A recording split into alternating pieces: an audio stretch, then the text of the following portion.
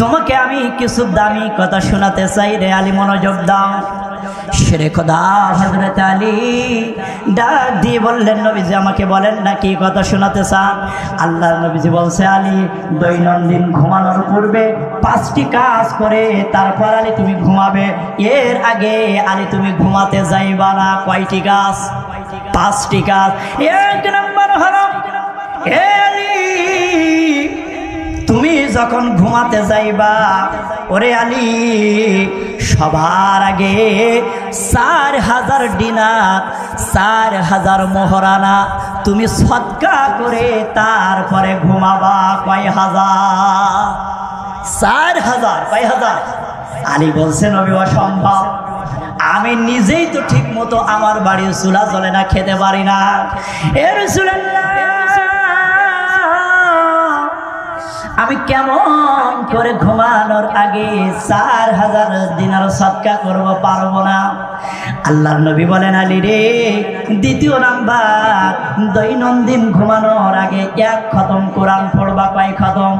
1 খতম কোরআন পড়ে তারপরে ঘুমাবা।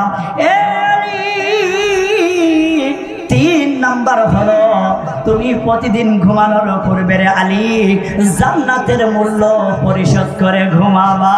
আলী বলছে, নবী অসম্ভব, আমি পারবো না। আর নবী ডাক দিয়ে বলছে, আলী 4র্থ নাম্বার হলো, তুমি যখন ঘুমাতে যাবা রে আলী, অন্তত 1টি বার হজ করে তারপরে ঘুমাবা। কয়টি বার? 1টি বার হজ করে তারপরে ঘুমাবা। আর 5ম নম্বর হলো, আলী দৈনন্দিন তুমি অন্তত ঘুমানোর পূর্বে 2 জন ব্যক্তির মধ্যে মীমাংসা করে দিয়ে তারপরে ঘুমাবা। সুবহানাল্লাহ বলেন, একটু জিকির করেন, লা ইলাহা, ও নাম জপে আদম নবী পেলেন ভুলের মাফি, অগ্নিকুণ্ডে ইব্রাহিমে ও নাম ছিল কাফি। ঠিক কিনা বলেন? ও নাম জপে নোহের তরি, ও নাম জপে নোহের তরি, পার হয় উর্মিমালা। আল্লাহ আল্লাহ জপ মন জপ, আল্লাহ আল্লাহ। নারায়ে তাকবীর।